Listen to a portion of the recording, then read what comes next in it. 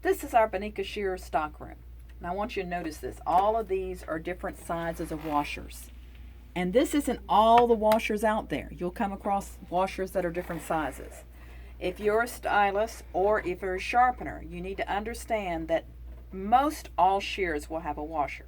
And I say that because there's some that have like a little ball bearing washer. You see these? And they're ball bearings.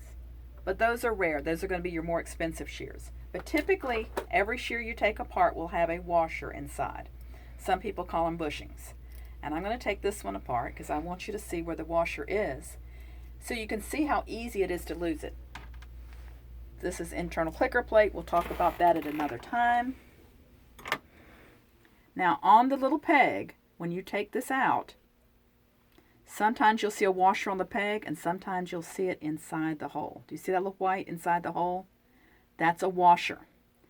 Now some shears will have two washers. Some will have one. Some it'll be missing because the last sharpener lost them or a stylist decided to take apart the shears and clean it and lost the washer.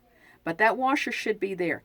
That washer goes in this hole or on the peg that goes in that hole, but it does not go between the blades.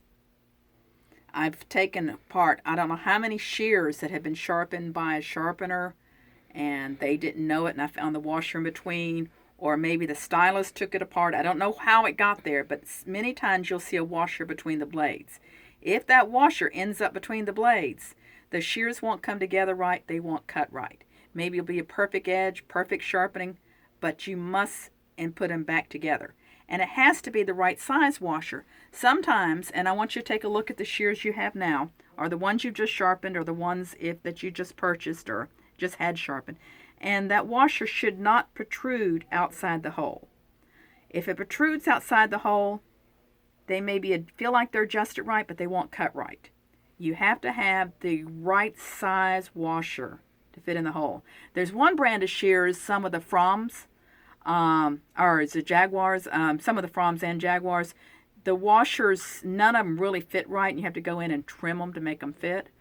But it's important that you have a variety of washers if you're a sharpener, and have them in stock, and then understand there may be some times you need to take little nail clippers and trim them out to make them fit in the hole.